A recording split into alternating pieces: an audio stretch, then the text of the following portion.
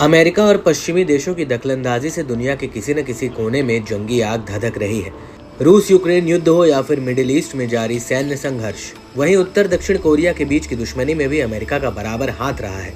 ऐसे में अमेरिका और उसके सहयोगी देशों के खिलाफ धीरे धीरे कई देश एकजुट हो रहे हैं। इसमें रूस, ईरान, उत्तर कोरिया सबसे आगे हैं। इन देशों में पश्चिमी देशों को चुनौती देने के लिए एक दूसरे के साथ सैन्य सहयोग बढ़ा दिया है। इन देशों की जुगलबंदी ने पश्चिमी देशों की बेचैनी बढ़ाकर रख दी है। माना जा रहा है कि इन देशों के बढ़ते संबंधों से अमेरिका तक में खलबली मची है। हाल ही में दावा किया गया कि मिडिल ईस्ट में जारी तनाव के बीच रूस ईरान को मदद कर रहा है।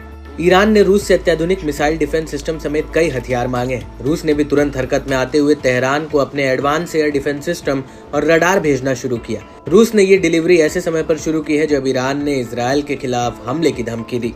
माना जा रहा है कि रूस चुपके से तेहरान को शक्तिशाली S-400 की सप्लाई भी कर रहा है। बीते दिनों रूसी सुरक्षा परिषद के सचिव सर्जेई शोइगु तेहरान दौरे पर थे। ईरान और रूस की बढ़ती नजदीकियों से पश्चिमी खेमे में हलचल दिखाई दी। शोइगु ने ईरानी राष्ट्रपति मसूद पेजेश्कियन से मुलाकात की थी। दावा है कि रूस अपने जंगी बेड़े से Iskander missile system, Su-35 fighter jet, Murmansk BN electronic warfare समेत कई खतरनाक हथियार दे रहा है।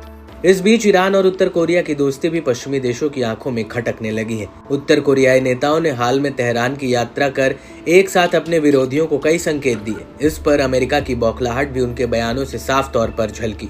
अमेरिकी विदेश विभाग ने कहा कि वॉशिंगटन ऐसी गतिविधियों के लिए प्रतिबंधों समेत सभी उपलब्ध उपकरणों का इस्तेमाल करेगा। मालूम हो कि उत्तर कोरिया और ईरान के मजबूत संबंध पहली बार देखने को नहीं मिले। साल 1980 के दौर में भी दोनों देश महत्वपूर्ण साझेदार रह चुके हैं। ईरान इराक युद्ध में उत्तर कोरिया की ओर से तेहरान को SCUDB बैलिस्टिक मिसाइलें, पारंपरिक हथियार, ट्रेनिंग और मिलिट्री एडवाइजर मुहैया करा चुका है। उत्तर कोरिया उस युद्ध के दौरान ईरान की सीधे मदद करने वाले दुनिया भर के बहुत कम देशों में से एक था। इस मदद के बाद ईरान के तत्कालीन राष्ट्रपति ने उत्तर कोरिया का दौरा कर पश्चिमी देशों के खिलाफ हुंकार भरी थी।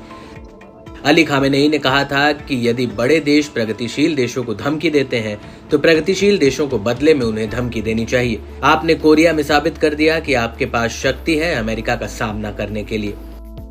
इससे साफ है कि पश्चिमी देश ईरान और उत्तर कोरिया की पुरानी दोस्ती को कम नहीं आंक सकते हैं। अमेरिका को चुनौती देने के लिए उत्तर कोरिया के तानाशाह किम जोंग उन किसी भी हद तक जा सकते हैं। वहीं ईरान इजरायल पर हमला करने के लिए बेकरार बैठा है। अली खामेनेई धमकी दे चुके हैं कि खून का बदला खून से लिया जाएगा। ऐसे में पश्चिमी देशों के वर्चस्व को अब सीधी सीधी चुनौती मिलती दिख रही है। अमेरिका समेत नाटो देशों को भी ये डर सताने लगा है कि उत्तर कोरिया ईरान को अपनी इंटरकॉन्टिनेंटल बैलिस्टिक मिसाइल दे सकता है।